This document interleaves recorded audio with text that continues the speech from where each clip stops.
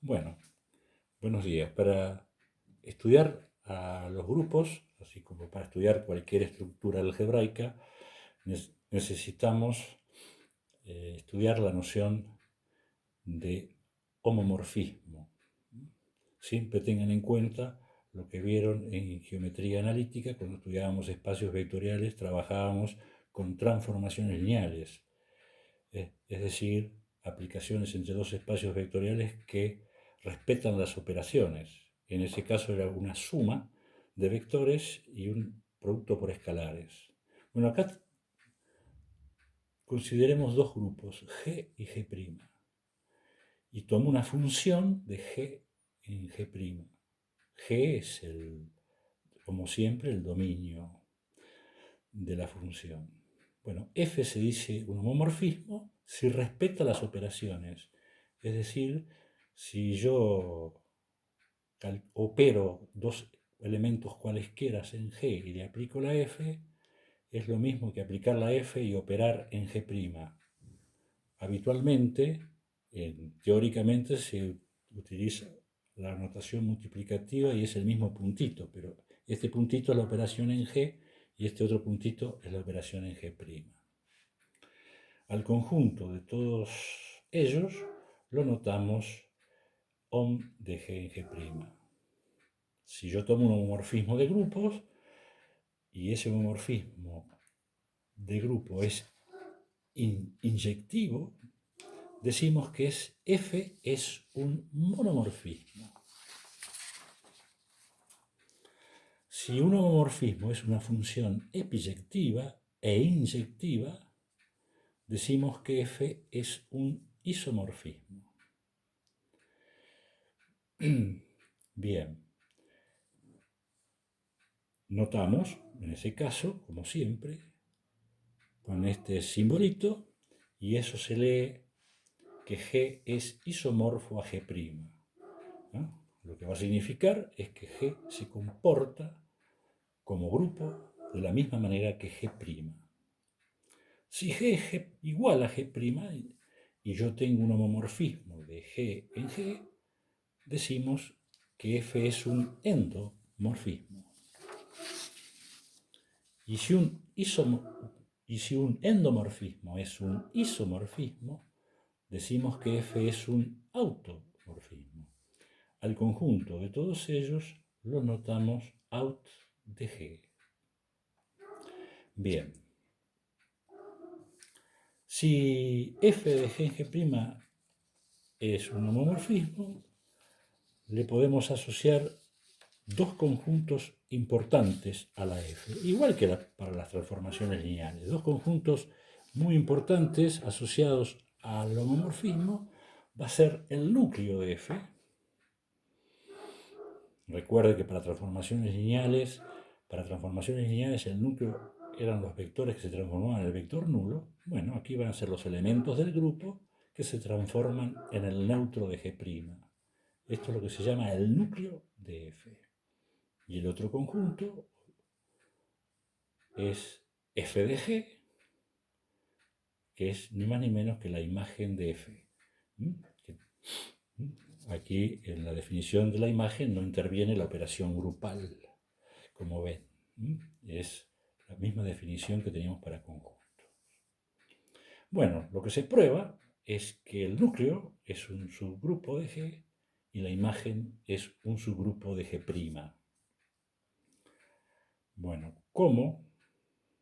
Teniendo en cuenta de que F es homomorfismo, la imagen del inverso es el inverso de la imagen de un elemento, se tiene lo siguiente. Esto es algo importante. Dos elementos tienen igual imagen si,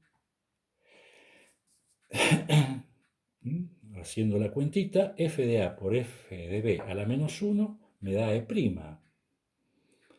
Bueno, pero eso es equivalente a decir, metiendo el inverso adentro por la propiedad anterior, que f de a por f de b a la menos 1 es e'. Eso es equivalente a decir que, teniendo en cuenta de que f es homomorfismo, que f de a por b a la menos 1 es e'. O sea, es equivalente a decir que a por b a la menos 1 pertenece al núcleo de F. Bueno, pero eso que tenemos ahí significaba que A está en relación sub F con B. O sea que A está en relación sub F con B, sí y solo si A por B a la menos 1 está en el núcleo de F. Eso se va a usar luego, es una cosa muy importante. Recuerden que la R sub F es una relación de equivalencia definida en G dada F. Bien, si F de G en G' es un homomorfismo, el núcleo de F permite caracterizar los monomorfismos como sigue. Una caracterización muy similar a la dada para los monomorfismos cuando trabajábamos con transformaciones lineales. En realidad la misma, ¿no? O sea, F es monomorfismo si y solo si el núcleo de F se reduce al elemento neutro. Entonces, uno, para probar que cierto homomorfismo es mono, uno utiliza la definición o utiliza esta caracterización que es muy útil. Un ejemplo. Ya habíamos probado que antes, de otra manera, que Zn y Gn se comportaban de la misma manera, ¿no? Pero bueno, vamos a ver que esto es un isomorfismo. Yo defino f de la clase de x y lo mando a epsilon a la x, donde epsilon es una raíz primitiva de orden n de la unidad. Bueno, lo primero que hay que hacer es hay que probar que f está bien definida, porque la f está definida usando un representante de la clase de equivalencia. Hay que ver que es independiente del representante x. Entonces, si yo tomo que x es congruente con x' módulo n, o sea, si tomo otro representante de la clase, entonces pasaba esto. X menos y era k por n. Entonces, si despejo, me queda que x es x' más k por n.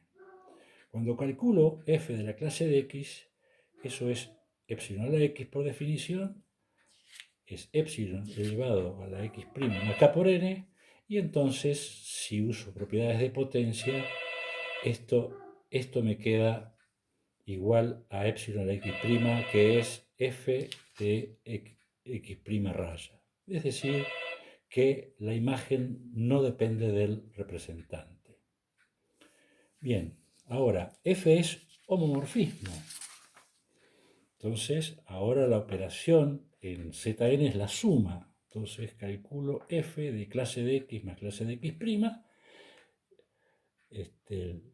Como está definida la suma en el Zn, es f de clase de x más x', aplico la definición, aplico propiedades de potencia y aquí está la operación grupal en Gn, que es un producto complejo, o sea que me da, realmente es un homomorfismo.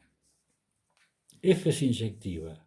Entonces, si W está en Gn, entonces sabemos que W es una potencia, o sea, es epsilon a la j para algún j entre 0 y n-1, como fue probado en elementos de álgebra. Por lo tanto, W es f de la clase de j. Es decir, W está es epiyectiva. Es f de una clase. Ahora, 3. Si quiero probar que es monomorfismo, usemos la caracterización. Usemos que el núcleo de f es la clase del 0. Entonces tomo una clase de x en el núcleo de f, y entonces f de la clase de x es 1, pero por definición es epsilon a la x. Bueno, pero si epsilon a la x es 1, el x es un múltiplo de n. Y es decir, que si yo tomo clase, eso es la clase del 0. Por lo tanto, es un homomorfismo. Es decir, que f es un isomorfismo. O sea, Zn se comporta como Gn. Bien, segundo ejemplo. Tomo G un grupo y tomo una congruencia cualquiera de grupos. Entonces, sabemos que este conjunto cociente es un grupo y que pi de G, el cociente, definida de esta manera, se prueba que es un homomorfismo epiyectivo.